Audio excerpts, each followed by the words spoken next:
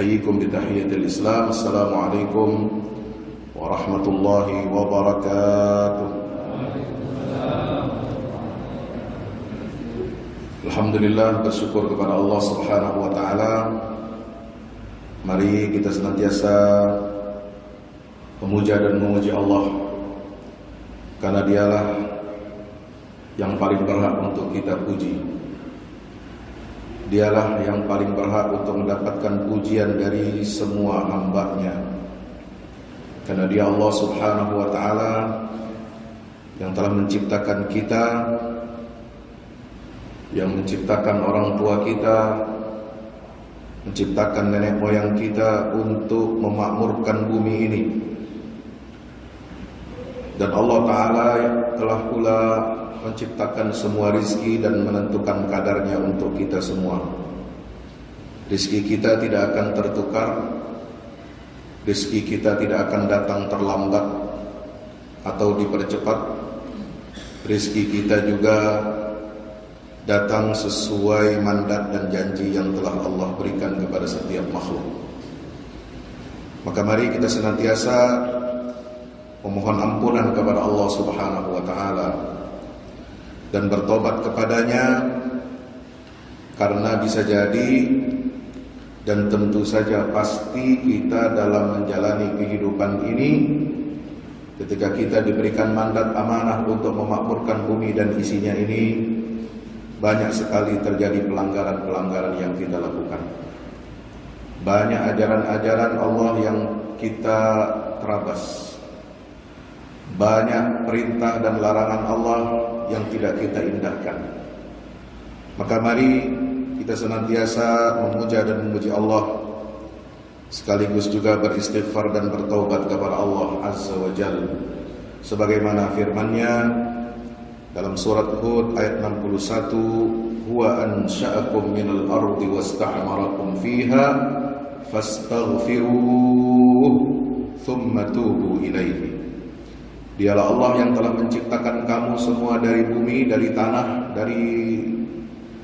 tanah ini, dan Dia meminta kepada kamu, menjadikanmu sebagai pemakmur bumi ini, maka mohonlah ampun kepada Allah. Kemudian bertaubatlah kamu semua kepada Allah Azza wa Jalla. Inna Rabbi qaribun mujib, karena sesungguhnya Tuhan kami, Tuhanku, Tuhan kita semua itu adalah zat yang maha dekat dan maha menjawab atau mengijabah setiap permohonan. Salawat dan salam tak lupa mari kita sampaikan kepada junjungan kita baginda Rasulullah Muhammad sallallahu alaihi wasallam, karena sebab beliaulah dan perjuangan semua keluarga dan para sahabatnya kita dapat menerima iman dan Islam, kita dapat mengenal Allah, kita dapat mengenal Al-Quran, kita dapat mengenal petunjuk-petunjuk Allah Azza wa Jalla dan sunnah Nabi-Nya.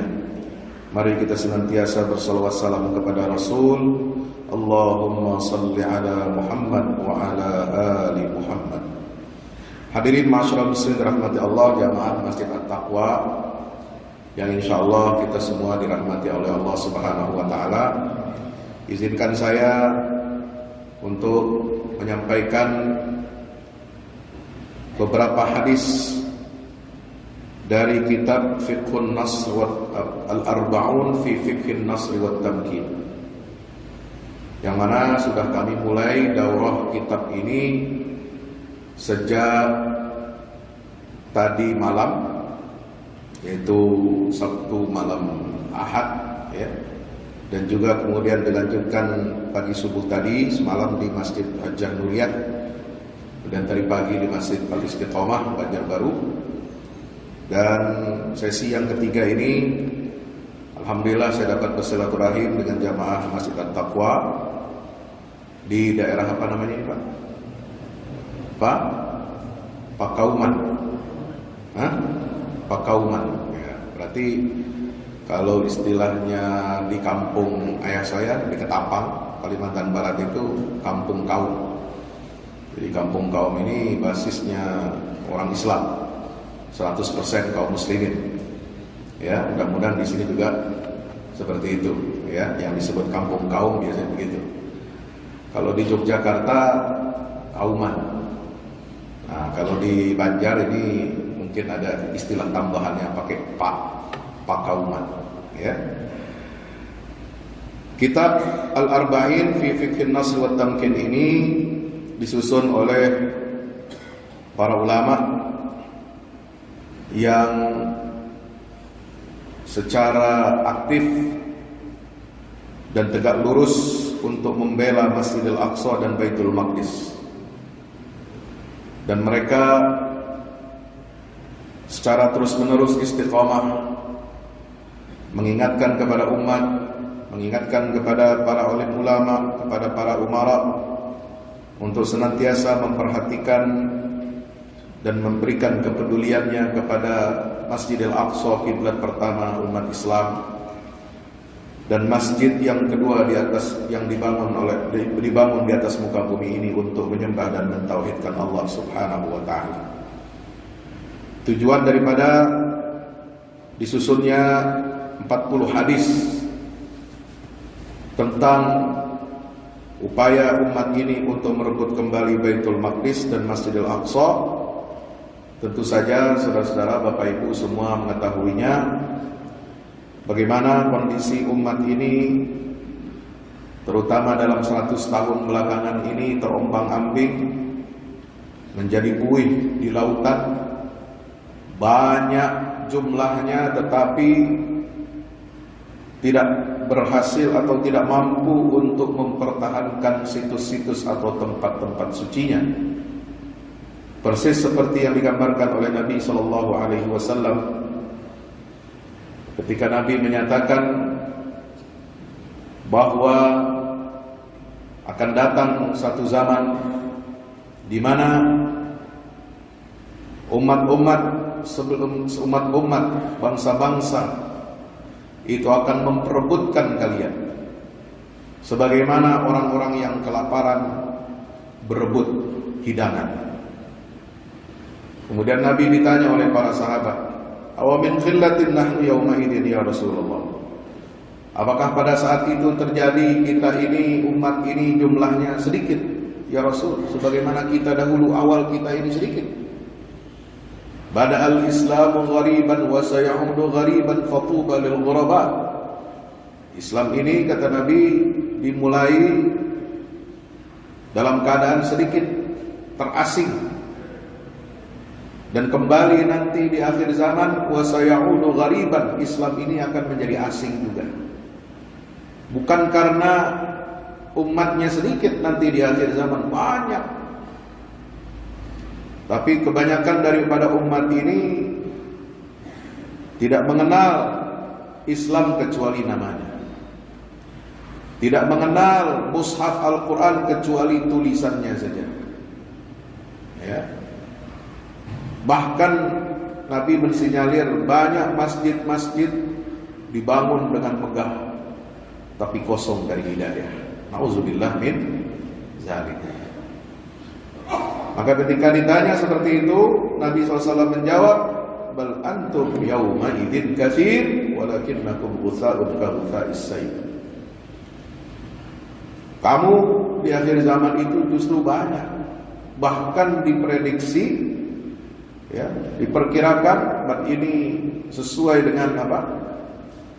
Janji Rasulullah SAW bahwasanya aku adalah termasuk orang yang paling banyak, aku adalah Nabi utusan Allah yang paling banyak umatnya nanti di yaumil qiyamah. Artinya apa? Di akhir zaman kita ini umat yang banyak.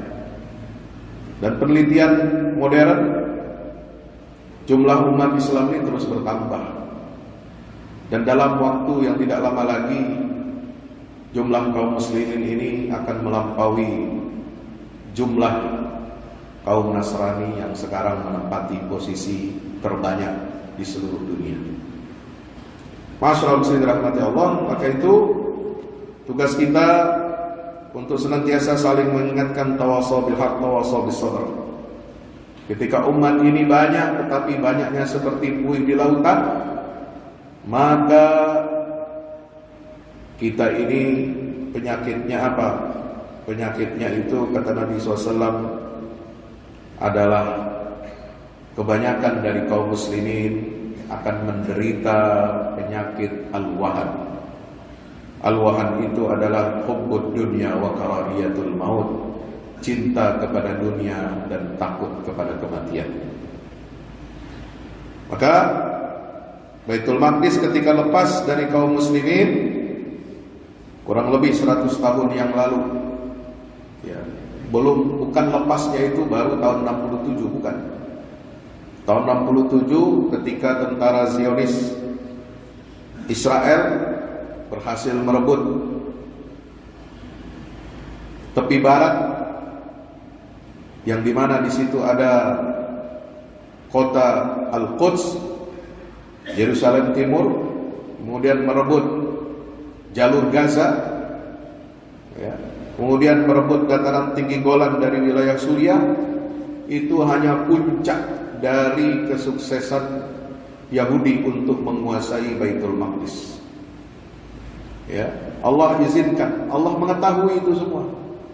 Dan itu semua dalam kerangka ilmu dan kekuasaan Allah Ta'ala. Ya.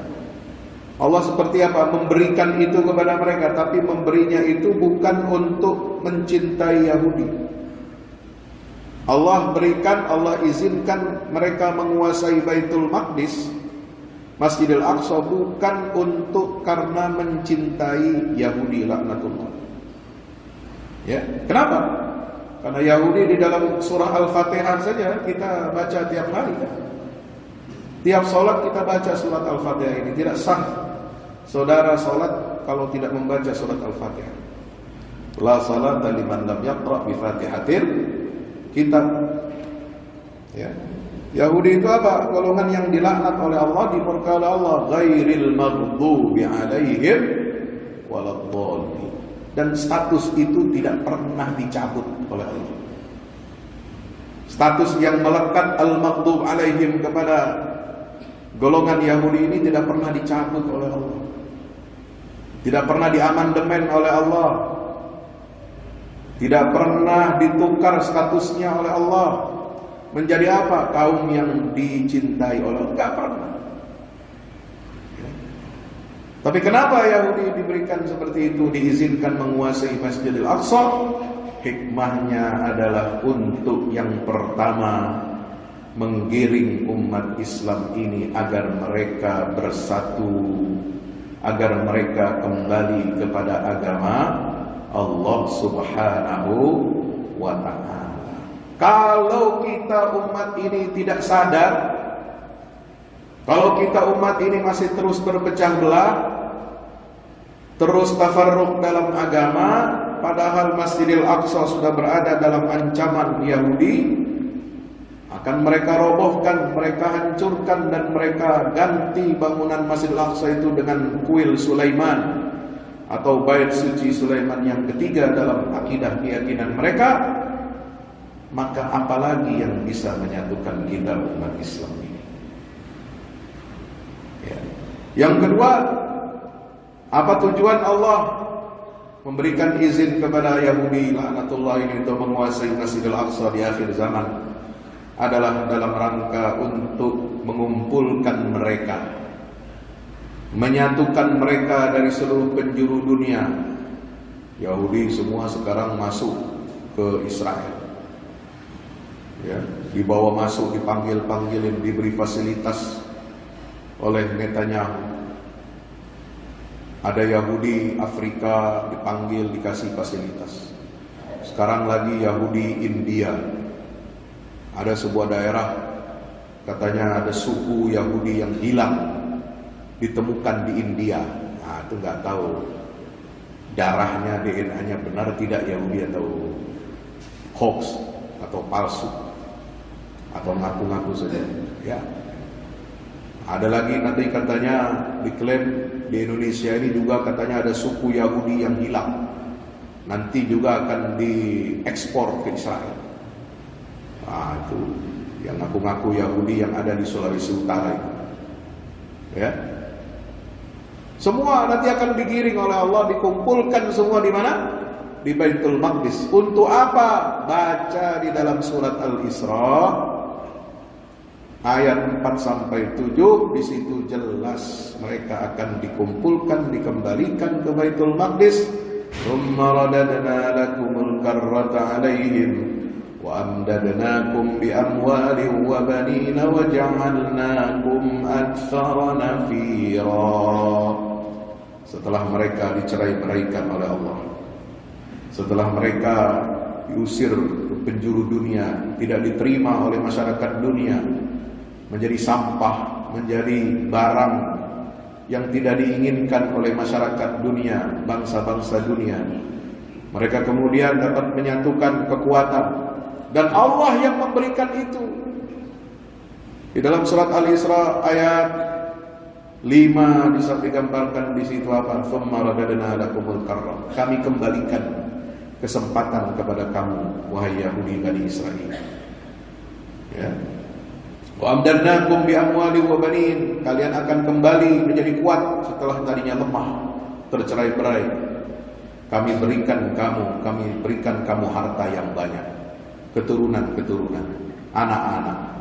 Wa ja'alnakum aktsara nafira, dan kami jadikan kamu adalah orang atau bangsa yang mendapatkan dukungan kuat dari negara-negara besar. Dan ini terbukti. In ahsantum ahsantum li anfusikum wa in asatum falaha. Kalau kalian mau berbuat baik, bertobat kepada Allah, itu akan menguntungkan kamu. Masuk Islam, Yahudi selamat dari murka Allah. Dicabut statusnya dia sebagai hamba yang dikutuk, yang dimurkai oleh Allah. Kalau dia masuk Islam, selamat ya di akhirat, insya Allah.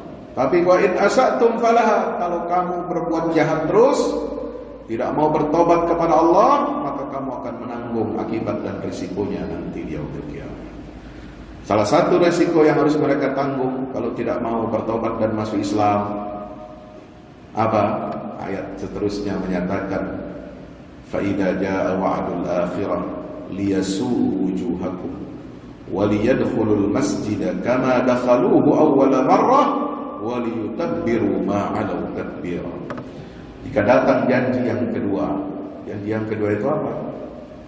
Apakah ada janji yang pertama? Iya, janji yang pertama dulu karena mereka merusak bumi, mereka melakukan kerusakan, kesombongan yang besar. Wa qadayna ila bani Israila fil kitab, ayat 4 surat Al-Isra. La tufsidunna fil ardi marratayn wa la ta'lunna 'uluwan kabira. Kami telah menetapkan bahwa kalian Bani Israel akan melakukan kerusakan dan kesombongan 2 kali besar di atas muka bumi. Kesombongan yang pertama terjadi di zaman Rasulullah SAW, di mana mereka menolak dakwahnya Rasulullah, mereka mendustakan Rasulullah, mereka memerangi Islam dan kaum muslimin sehingga Allah timpakan azab kepada mereka. Mereka dikalahkan dan dihancurkan oleh ibadah lana uli ba'sin syadid, yaitu Rasulullah dan para sahabatnya. Mereka terusir keluar dari Madinah dan tercerai-berai ke seluruh penjuru dunia. Nah, ketika ribuan tahun mereka dalam keadaan lemah dan berdiaspora, kemudian datang waktunya Allah ingin menghancurkan mereka yang kedua di akhir zaman. Mereka diberikan kekuatan, harta, anak, keturunan, suku-suku dan lain sebagainya. Maka akan datang masa yang kedua, janji yang kedua, ketika mereka melakukan kerusakan dan kesombongan yang kedua di akhir zaman ini. Fa idza jaa wa'dul akhirah liyasu'u wujuhakum, maka hamba-hamba yang kuat yang kami pernah kirimkan untuk menghancurkan, membinasakan Bani Israel, pertama kali mereka akan kembali. Mereka akan menyuramkan wajah-wajah kamu. Waliyadkhulul masjidah, dan mereka akan memasuki Masjidil Aqsa itu untuk yang kedua kalinya, sebagaimana mereka dahulu masuki pertama. Dan yang ketiga, waliyutabbiru ma'alau tadbira, mereka hamba-hamba kami yang beriman kepada kami akan menghancurkan kamu dengan sehancur-hancurnya.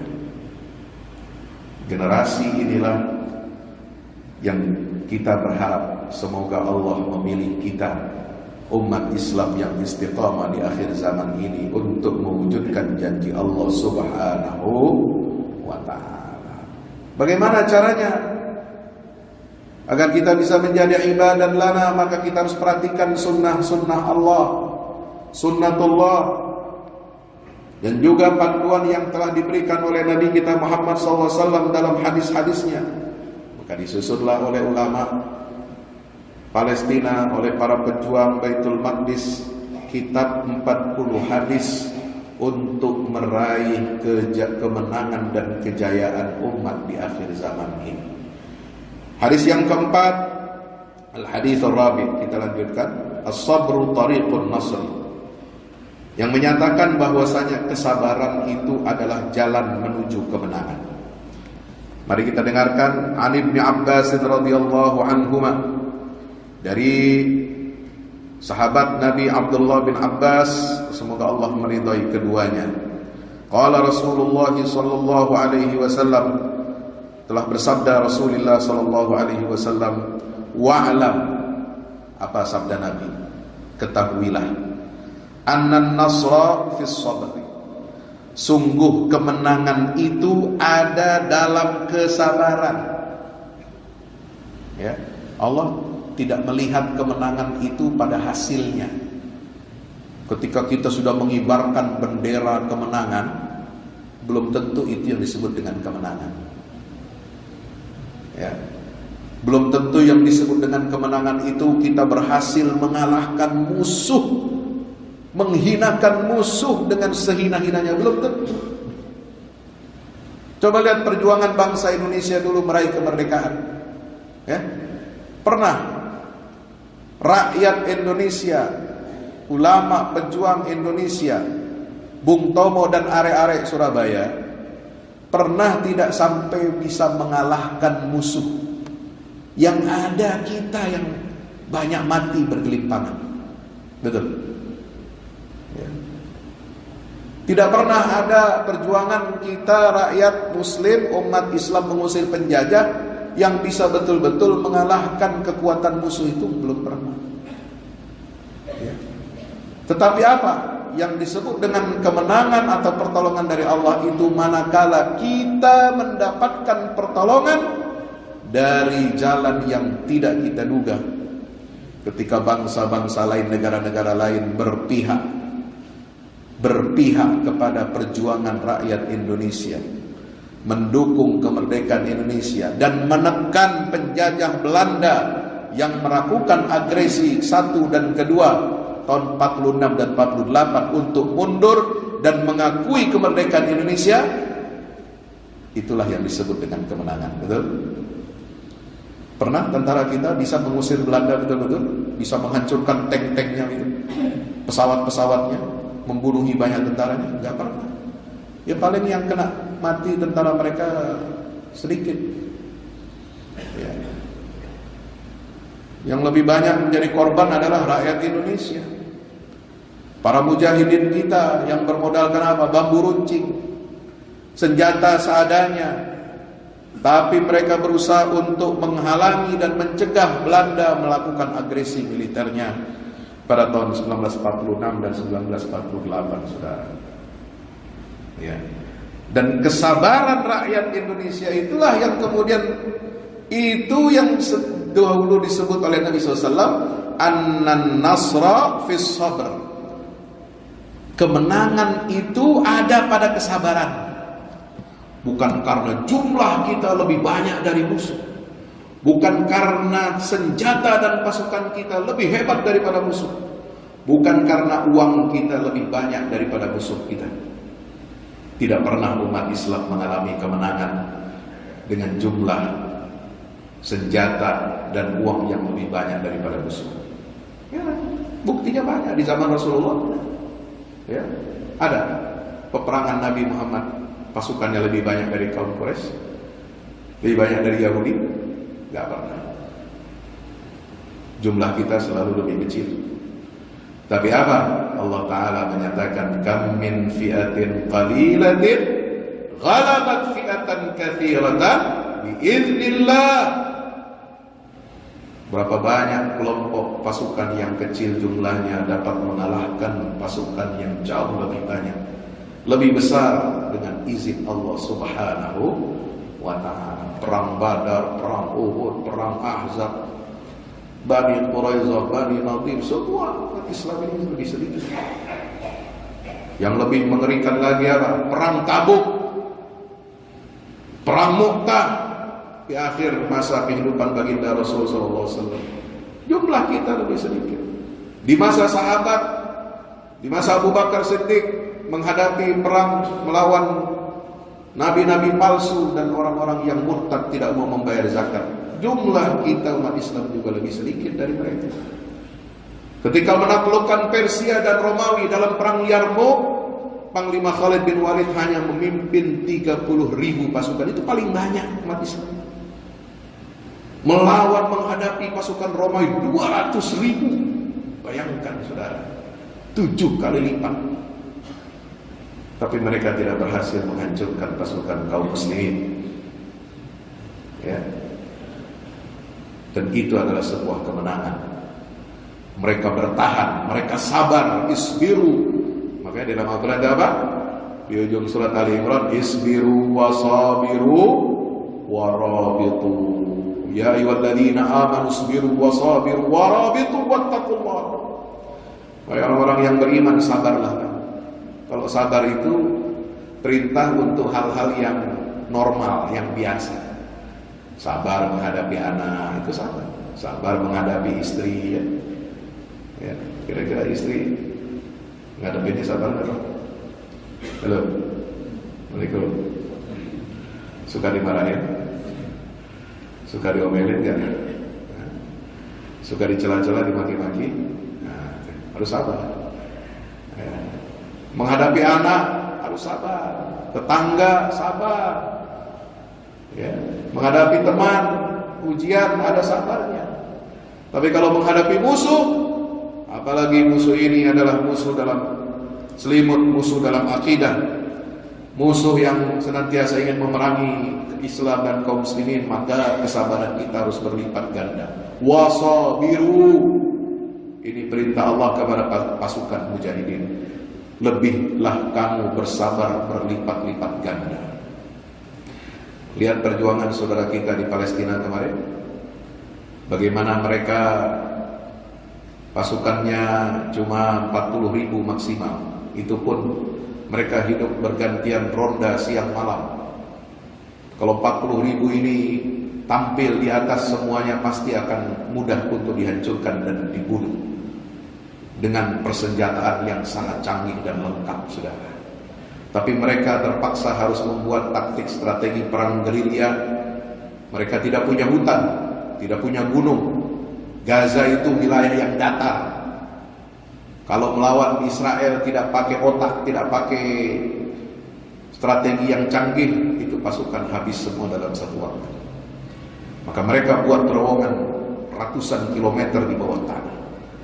Untuk apa? Untuk menjebak dan untuk menghancurkan senjata-senjata dan juga tank-tank Israel yang menggempur mereka. Dan untuk menyekap tawanan yang diambil oleh mereka, wa taqtuluna fariqan wa ta'siruna fariqan. Ya. Tapi apa yang mereka lakukan? Mereka, rakyatnya, pejuangnya sabar menerima ujian dari Allah. Innan nasr fis sabr. Kemenangan Allah berikan ketika kita bersabar. Ya. An-nasru sabru sa'ah. Saat kemenangan itu adalah kesabaran yang harus kita perkuat, walaupun hanya 1 jam, hanya sesaat. Ya. Wa innan nasra la jihadun aw istishhad. Kemenangan itu adalah bentuknya adalah hidup mulia atau mati syahid. Jadi Bapak yang dirahmati Allah, pengalaman itu harus menjadi pengalaman buat kita, pelajaran buat kita. Ini karena Nabi SAW sudah memberikan wanti-wanti dari dulu. Wa'lam annan nasra fis sabri. Nabi tidak mengatakan kemenangan itu kalau kamu bisa membunuh musuh lebih banyak, bisa kamu merebut ibu kota musuh. Ya, gimana? Rakyat Palestina mau mengalahkan Israel, merebut ibu kota Israel, Tel Aviv, ya kan? Tapi mereka ketika Israel itu dipaksa bertekuk lutut, dipaksa untuk apa? Berdamai, menerima gencatan senjata, itu sudah kemenangan. Padahal senjata mereka lebih banyak, lebih canggih, didukung oleh semua kekuatan besar dunia. Tetapi dunia berbalik, opini masyarakat dunia berhasil menekan negara-negara barat, negara-negara besar yang selama ini mendukung Zionis tanpa syarat. Mereka melihat ada terjadi pelanggaran, terjadi genosida, terjadi pembunuhan, pembantaian yang menyasar anak-anak, orang tua, perempuan dan lain sebagainya. Maka dunia bergerak. Semua kepala-kepala negara akhirnya menekan Israel, dan dia harus menanggung resiko, mengalami pengucilan diplomatik. Ya, dikucilkan, Pak. Nggak pernah ada pemimpin Israel bicara di PBB, di panggung dunia, seperti kemarin kejadian yang sangat memalukan mereka pada bulan September 2025, di mana di situ ada sidang Majelis Umum PBB. Lebih dari 90% delegasi kepala negara, menteri dan diplomat negara-negara anggota PBB keluar dari sidang majelis untuk memberikan protes terhadap kebrutalan Zionis Israel. Negara-negara besar dunia yang selama ini mendukung Zionis, sekarang mereka berbalik arah dan melarang, mengeluarkan aturan larangan ekspor senjata ke Israel, membekukan kerjasama ekonomi dan dagang dengan Israel. Kenapa? Karena pemerintah itu tunduk dan takut kepada tekanan rakyatnya. Rakyatnya bergerak, rakyatnya membela hak-hak Palestina, dan pemerintahan yang benar harus ikut suara rakyat. Itulah kemenangan. Innan nasra fis sabr. Kenapa? Kesabaran. Mungkin kita belum bisa betul-betul mengalahkan Israel, tapi suatu saat pasti bisa. Sebab ini adalah janji Allah Subhanahu wa taala. Apa kata Nabi SAW? Ta'arraf ila Allah fil rafa, ya'rifku fis syiddah. Kenali Allah, dekati Allah dalam keadaan kamu sedang senang, lapang, maka Allah akan mengenali kamu dalam keadaan kamu sedang sulit. Wa'lam anna fis sabri ala ma takrahu khairan katsiran. Ketahuilah bahwa sesungguhnya dalam kesabaran itu, walaupun kamu menghadapi sesuatu yang kamu tidak sukai atau kamu benci, di dalam kesabaran itu terdapat kebaikan yang sangat banyak. Insya Allah. Makanya ini harus jadi kaidah dalam perjuangan. Ya, umat ini dididik oleh Nabi SAW untuk apa? Mengenal Allah, cinta kepada Allah, dekat kepada Allah dalam keadaan lapang. Allah akan menolong kita ketika kita dalam keadaan kesusahan. Dan kesabaran ini memiliki apa? Memiliki rahasia yang luar biasa. Ya, kalau kita sabar menghadapi apa yang kita benci, ya, walaupun tidak kita sukai, misalnya kita kena musibah, kita kena bencana, ya, seperti saudara kita di mana? Di Sumatera, Masya Allah, ya. Tapi jangan juga jadi alasan pakai istilah sabar. Rakyat sabar, tunggu, ya. Padahal sudah dibilang sama menterinya listrik sudah menyala 93%. Ya, tapi nyalanya ketika datang presiden saja. Disuruh sabar. Nggak bisa begitu, itu bohong namanya. Harus jujur. Ya, kalau memang belum semua bisa dinyalakan lampu listrik, ya bilang saja jujur. Jangan kamu berikan harapan palsu. Jangan kita bohong kepada rakyat, nggak boleh. Jangan kita cekoki rakyat ini dengan sabar saja. Ya semua bisa sabar, tapi ada batasnya. Ya, yang penting itu komunikasi yang baik. Pejabat pemerintah harus bertanggung jawab pada rakyat. Apa yang disampaikan, diucapkan jangan sampai melukai hati rakyat. Ya, kita bisa mengajak rakyat sabar. Rakyat kita juga penyabar memang. Bahkan mudah melupakan kesalahan orang lain, pejabat gitu ya. Dia bisa mudah memaafkan, tapi jangan terus-menerus mengulangi perbuatan yang bisa memancing ya orang bisa hilang batas kesabarannya. Anna sabra ala ma takrahu khairan katsiran. Di dalam kesabaran itu terdapat kebaikan yang sangat banyak ketika kita menghadapi apa yang kita tidak sukai. Ya. Maka itu di dalam Al-Qur'an dia sebutkan ya kan. Apa namanya? Fa'asa an takrahu syai'an wa huwa khairul lakum wa 'asa an tuhibbu syai'an wa huwa syarrul lakum. Bisa jadi kamu membenci sesuatu padahal di dalam sesuatu itu terdapat kebaikan.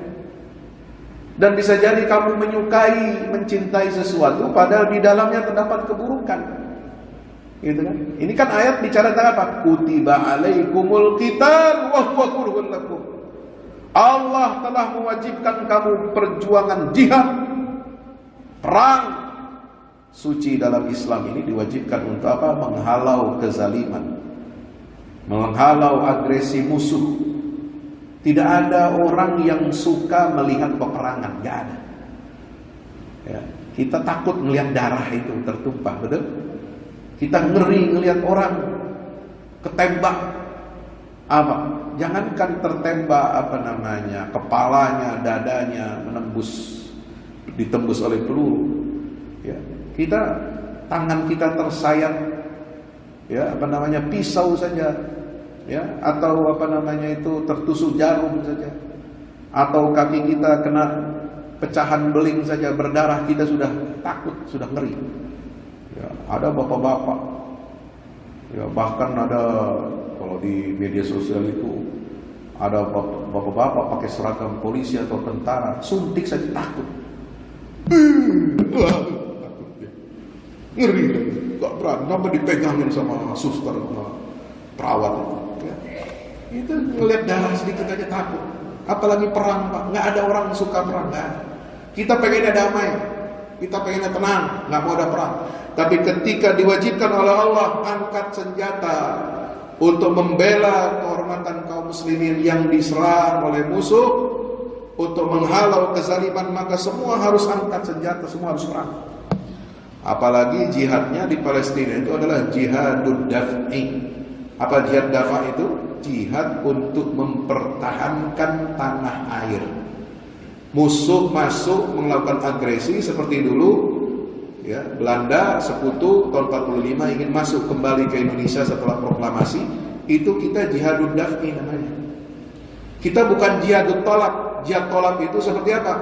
Di masa Khulafaur Rasyidin memperluas pengaruh Islam, mengajak kekaisaran kerajaan-kerajaan lain yang tidak kenal Allah, tidak kenal Rasul untuk masuk Islam. Mereka nggak mau, kita angkat senjata, itu jihad tolak.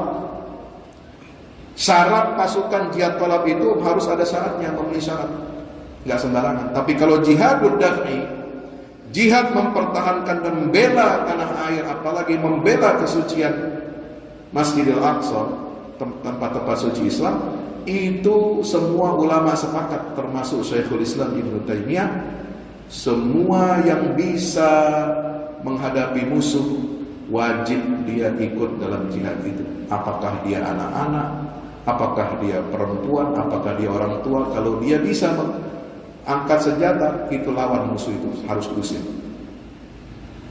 Tidak ada persyaratan, harus begini, harus begitu, nggak ada.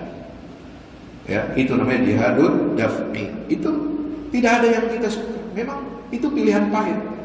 Tapi ketika itu terjadi, kita harus apa? Sabar. Wa inna fis sabri ala ma takrahu khairan katsiran. Karena menghadapi musuh pasti ada hal-hal yang kita benci. Ada ancaman terhadap keluarga kita, ancaman terhadap pekerjaan kita, ancaman terhadap rumah kita bisa hancur, sekolah kita bisa hancur. Bahkan rumah ibadah dihancurkan, dirobohkan. Ada banyak hal-hal yang tidak kita inginkan, kita tidak suka. Tetapi justru di situ kalau kita sabar, kita akan mendapatkan, kata Nabi, khairan katsira, kebaikan yang banyak. Wa'lam anna an-nasra ma'as sabr. Diulangi lagi oleh Nabi SAW dalam hadis ini yang diriwayatkan dalam Musnad Imam Ahmad, ya, hadis nomor 2803, ya. Wa'lam anna an-nasra ma'as sabr. Ketahuilah sesungguhnya kemenangan itu bersama kesabaran.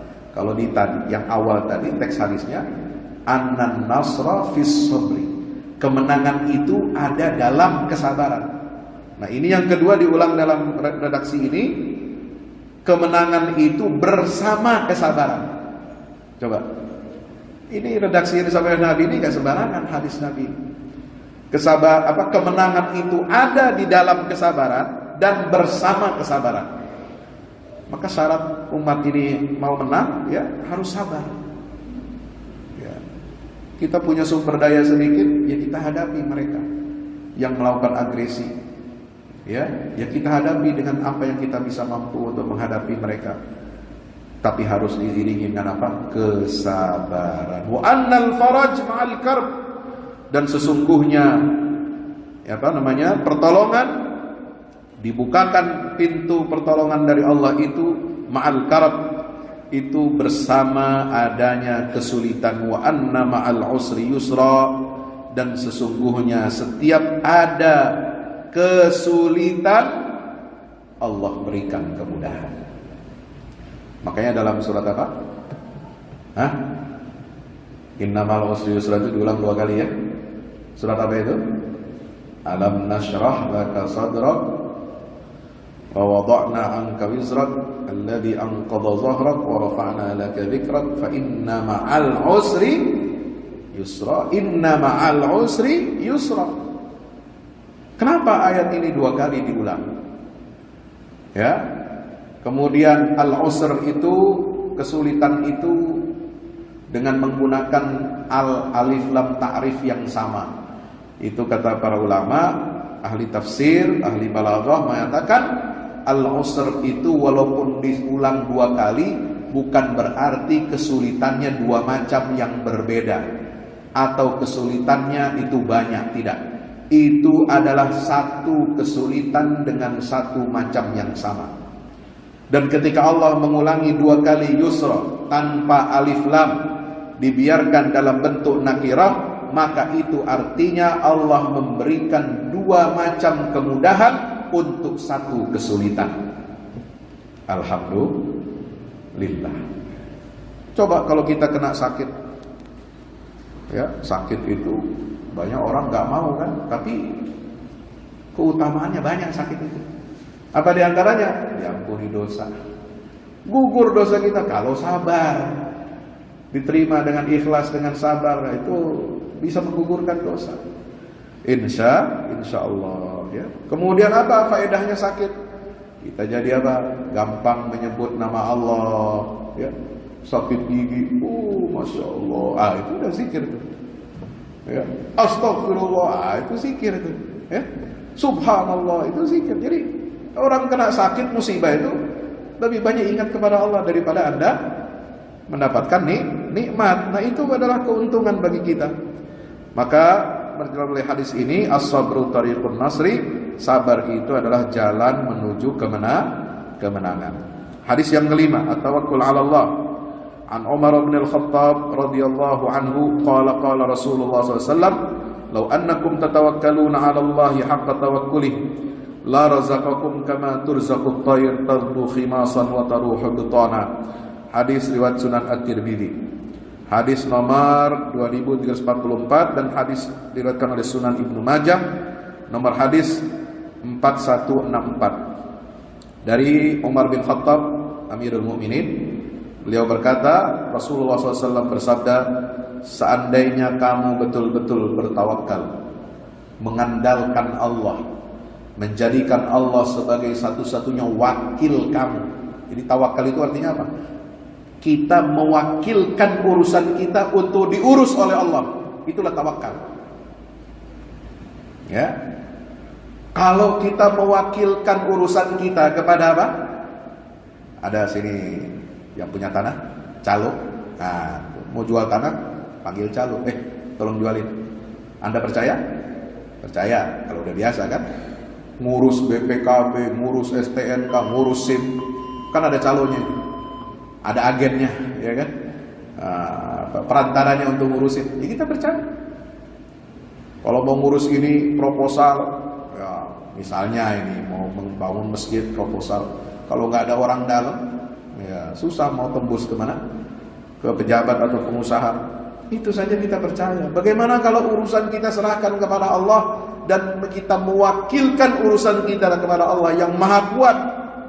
Maka itu harus ada tawakal. Haqqa tawakkuli, dengan sebenar-benarnya tawakal. La ruziktum, maka kamu akan diberikan rizki sebagaimana burung itu mendapatkan rizkinya keluar dari sarangnya pagi hari dalam keadaan perut kosong. Wa taruhu bitana, kembali dia ke sarangnya dalam keadaan perut yang penuh dan bahkan bisa membawa makanan untuk anak-anaknya dia beri makan.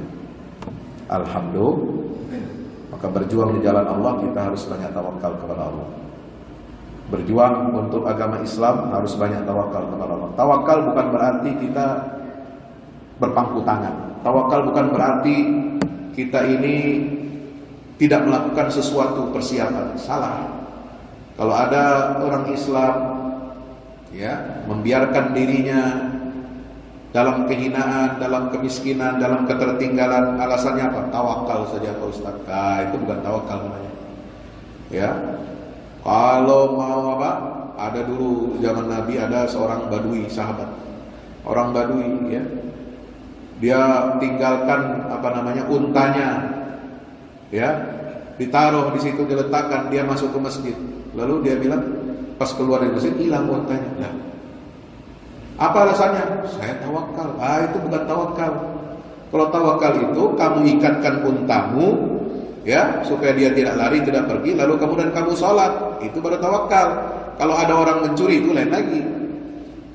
Orang ambil untanya. Tapi kalau nggak ada pencuri, untanya diikat di situ, dia nggak akan lari, nggak akan kemana-mana. Itu tawakal yang benar.